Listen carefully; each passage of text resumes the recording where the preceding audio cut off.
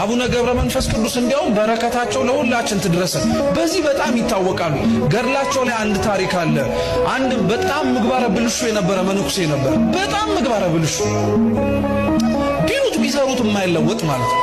እና ከዕለታት አንድ ቀን የአቡነ ገብረ መንፈስ ቅዱስ ተአምር ሲነበብ ሰማና በልቡ ነው፣ በአፉ ራሱ አላወራው፣ በልቡ እንዴት ያሉ ጻድቅ ናቸው እንደው አንድ ቀን ብዘክራቸው ብሎ አሰበ።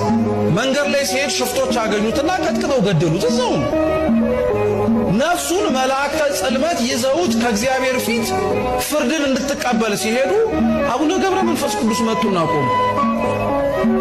ምን ፈልገህ ነው ጻድቁ የመጣው ብሎ እግዚአብሔር ጠየቃቸው። እቺ ነፍሴ እኔ ናት አለ። እንዴት ብለህ ስራዋን አይተኸዋል? ኃጢአቷን ተመልክተዋል አለ።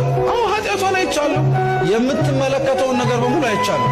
ግን አሉ አቡነ ገብረ መንፈስ ቅዱስ እድሜ ብትሰጠው ኖሮ እኮ በሐሳቡ ዘክርሃለሁ ብሎ አስቦኝ ነበር። ስለዚህ በፍጹም አይሆንም አለ። ይሄ አይደንቃችሁ? እየሰማችሁ ነው?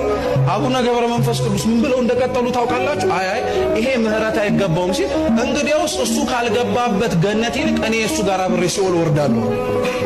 እኛ እንደዛ እናረጋለን። እኛ የገባንበት ቤተክርስቲያን ካልገቡ የወረዱበት ወርደን እናመጣለን እንላለን። አረ የገቡበት ይግቡ ነው የምንለው። እንዲያውም ጦሳችንን ምናምን ብለን የምንናገረው ነው። ይሄንን ሲሰማ እግዚአብሔር በጣም ተደነቀ በጻድቁ። ፍርዴ ሊጓደል ስለማይችል ላደርግልህ የምችለው ቢያንስ እቺን ዝክር ስላሰበ ነፍሱን ከስጋው አብሬ ላገናኛት፣ ከዚህ በኋላ መልካም ስራውን ልመልከተው አላቸው። ነፍሱን ከስጋው አገናኝተው በጻድቁ ምልጃ ገነት እንዲገባ አድርገውታል። በረከታቸው ለሁላችን ትድረስ።